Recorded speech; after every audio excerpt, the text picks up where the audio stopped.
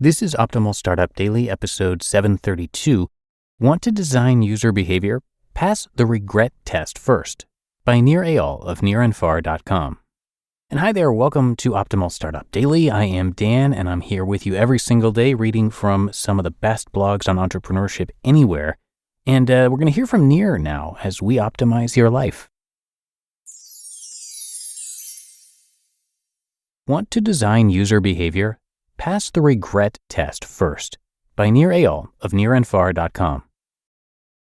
What are the ethical responsibilities of companies that are able to manipulate human behavior on a massive scale?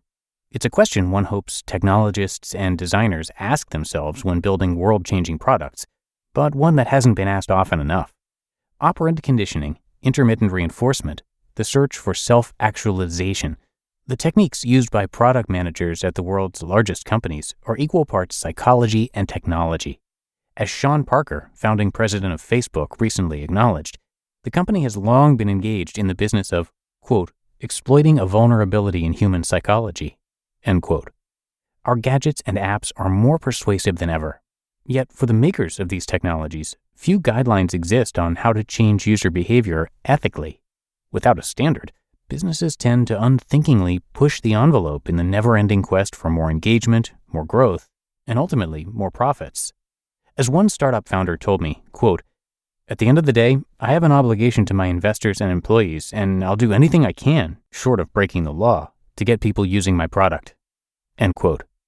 The tech industry needs to do better than the threat of jail time to decide to do the right thing. Thankfully, most technologists and designers I know are working to make people's lives better. Around the world, entrepreneurs aspire to build products customers love. Whether working at a large Silicon Valley tech company or out of a garage, they dream of moving people to action by offering them the next indispensable improvement to their lives, and most try to go about this in an above-board way. How it's used. Of course, many of them also wouldn't mind getting rich, but this mix, the drive to make both a difference and a profit, is how humankind has solved many of our most vexing problems. There's nothing wrong with building products people want to use, but the power to design user behavior ought to come with the standard of ethical limitations. The trouble is, the same techniques that cross the line in certain cases lead to desirable results in others. For example, Snapchat's use of streaks, which tally the number of consecutive days friends have shared photos, has been criticized for conditioning teens to compulsively keep coming back to the app. But the same persuasion technique is used by the language app Duolingo to help people learning a new language stick with the program.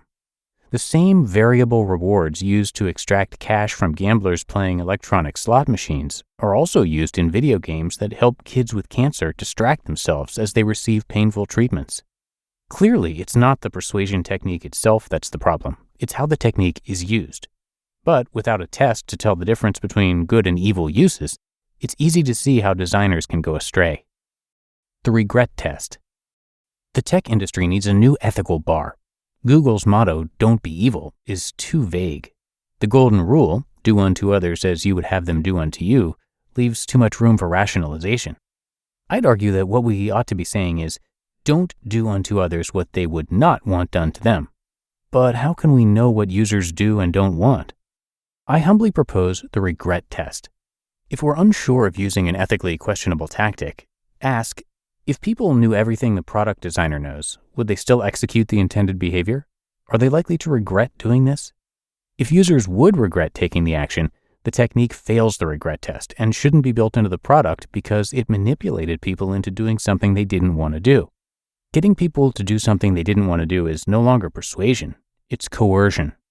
So, how do we tell if people regret using a product? Simple. We ask them.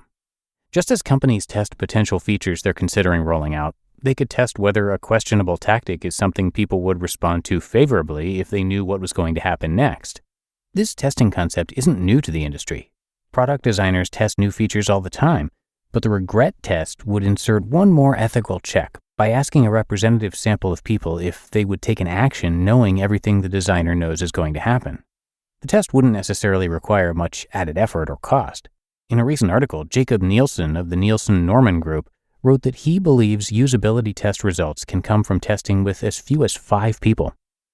Shipwrecks. The history of technological innovation involves many unintended consequences. As the cultural theorist Paul Virilio once said, quote, "The invention of the ship was also the invention of the shipwreck." End quote. The beautiful thing about the regret test is that it could help weed out some of those intended consequences, putting the brakes on unethical design practices before they go live to millions of users. The regret test could also be used for regular check-ins.